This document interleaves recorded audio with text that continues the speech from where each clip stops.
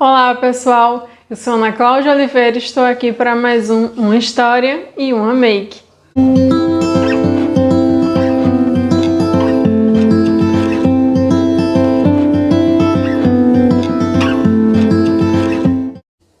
Estou aqui para contar mais uma história enquanto faço uma maquiagem. Hoje eu vou falar sobre a história dos contos de fadas, mais precisamente sobre as princesas. Toda menina já deve ter ouvido falar da Cinderela, da Branca de Neve, da Bela Adormecida. Mas qual será a história por trás desses contos, como eles surgiram, de onde vieram? É sobre isso que vou falar hoje enquanto produzo essa maquiagem meiga e singela. Ah, e não esqueça também de curtir e compartilhar esse vídeo porque é muito importante para mim. Vamos lá, pessoal. Eu não vou fazer uma maquiagem muito detalhada hoje, porque a ideia era realmente trazer algo simples, meigo, singelo, já que foi o que me remeteu quando eu pensei nas princesas. E se a gente for parar para observar, geralmente a representação, ao menos dos contos de fadas, é de algo meigo, simples. É uma representação do que era uma menina pura, delicada. Então essa é a minha inspiração para make, são esses traços da história das princesas. Portanto, a sombra não é nada muito trabalhado, é um esfumado simples. A própria montagem, a construção de camadas que eu fiz na pele também é algo simples. A ideia era passar algo realmente leve. E então, explicado isso, enquanto vocês conferem a produção dessa maquiagem, eu vou contar como surgiram a história das princesas, as histórias, né? Bom, se você for um pouco mais novo, um pouco mais nova, muito provavelmente seu primeiro contato com o mundo das princesas foi através dos filmes da Disney. A Disney tem diversas produções sobre princesas, da Branca de Neve, Bela Adormecida, algumas até que não são, que foi a Disney que colocou como princesas e que não tem nada a ver com essa origem que eu vou trazer, como por exemplo Mulan e Pocahontas. Enfim, você já deve ter visto algum desses filmes. Mas o meu primeiro contato pessoalmente com histórias de contos de fadas não foi nem que alguém tinha me contado e nem com filmes da Disney. Foi com um antigo programa da TV Cultura que trazia os contos de fadas. Era um programa que se passava todo sábado à tarde e sempre vinha com um curta narrando, encenando diversas histórias dos contos de fadas. E assim, tinha das mais conhecidas às menos desconhecidas, até as mais conhecidas e as menos conhecidas. E era algo que me encantava muito, eu gostava muito. Até hoje eu lembro com carinho desse programa. Lamento muito que não, pelo menos aqui na minha cidade eu não vejo mais passar. Não sei se ainda passa para São Paulo. Enfim, mas aí agora eu vou contar o primeiro fato sobre as histórias dos contos de fadas. Essas mais famosas mesmo, como Chapeuzinho Vermelho, Cinderela, Gato de Botas, Pequeno Polegar. Enfim, essas histórias, na verdade, elas surgiram há muito tempo atrás. E tem origem na cultura céltico-bretã, que é uma cultura milenar da Europa, e daqueles povos que acreditavam, os célticos eram povos que acreditavam muito em fadas, em bruxas, no mundo fantástico. E por isso que os contos de fada realmente tem muito de fadas, muito de magia e essa esperança através desse universo mais místico. E aí, no século XVII, na França, o advogado e poeta Charles Perrault, me desculpem os franceses se falei errado, fez uma coletânea com várias histórias da cultura popular da Europa.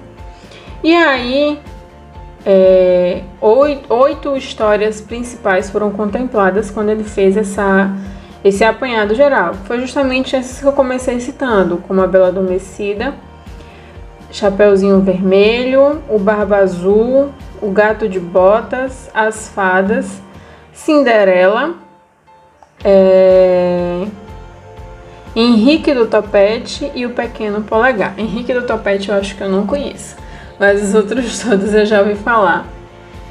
E essas histórias se disseminaram pela Europa com muita facilidade, como os contos de fada, assim ficou conhecido. Só que essas histórias não tinham necessários finais felizes. Você já deve ter ouvido falar da história da Chapeuzinho Vermelho. A verdadeira e obscura história da Chapeuzinho Vermelho, onde a mocinha e a avó no final morrem. Não existe a figura do caçador que chega para salvá-las. Só que nessa época, no século XVII, não existia uma preocupação com as crianças, uma preocupação do que realmente as crianças iriam ouvir, o imaginário e toda essa questão pedagógica que existe no mundo de hoje. Mas, mais tarde, surgiram os irmãos Grimm, que, além de juntar o acervo que Charles já tinha juntado, ainda fez um apanhado, uma pesquisa de histórias da região deles, da Europa, e fizeram algumas adaptações, algumas releituras, trazendo justamente esse final feliz, essa questão mais lúdica e romântica que as histórias das princesas, os contos de fadas em geral têm. Como, por exemplo, novamente a história da Chapeuzinho Vermelho. Os irmãos Grimm, que até outro dia eu acreditava que eles que tinham feito as histórias, não. Eles deram um ar mais romântico, até por conta deles serem cristãos. Então eles trouxeram essa questão da esperança através das histórias que eles tinham para contar. E aí eles colocaram, por exemplo, a figura do caçador, que veio para resgatar a Chapeuzinho Vermelho e a sua avó. E seguindo nesse mesmo caminho de acrescentar um melhor propósito às histórias e trazer também finais felizes ou simplesmente morais, uma moral melhor para a construção da história, surge um outro pesquisador, coletaneador, adaptador, criador de contos, que foi um dinamarquês chamado Hans Christian Andersen, que ele seguiu a mesma estrutura que os irmãos Grimm começaram, e ele também preservou os valores cristãos, toda essa questão de trazer uma moral melhor mesmo para as histórias. Porém, ao contrário dos irmãos Grimm, que tentaram colocar algo mais romântico, o dinamarquês colocou um aprendizado, tentou demonstrar às crianças, na verdade, um aprendizado de que a vida é um caminho tortuoso, que nós devemos passar por ele até chegar realmente a passar pelo momento da morte e atingir ao paraíso. Então, por conta disso, por conta desse desejo em firmar algo mais sério nas suas histórias, as histórias de Andersen são um pouco mais tristes. E como exemplo a gente pode falar da pequena vendedora de caixinha de fósforos, que ela tenta acender fósforos para poder se aquecer no frio e acaba morrendo de cansaço e de frio, porque ela simplesmente não consegue acender o fogo. Então a gente já pode ver que é realmente um tom bem mais triste do que a história da Chapeuzinho Vermelho, como eu já tinha citado antes. E aí, além dessa adaptação que os irmãos Grimm fizeram, de dar mais leveza aos contos de fadas, aí nós temos a vinda da Disney, que, como eu falei no início, trouxe também uma romantizada ainda maior nas histórias dos contos de fadas e das princesas.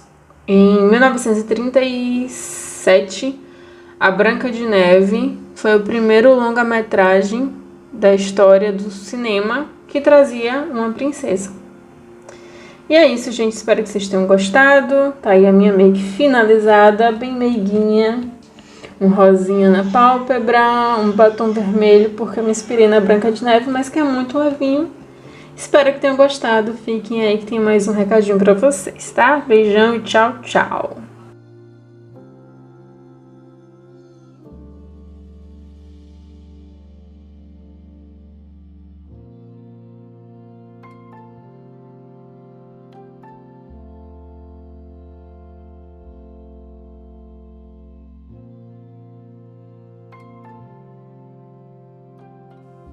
E aí, se você chegou até aqui é porque gostou do vídeo, eu acredito eu. Espero que sim. Mais uma vez eu te peço, deixe seu like, deixe seu comentário e fique por aqui. Não deixe de se inscrever também, porque semana que vem eu volto com mais um vídeo de uma história e uma make.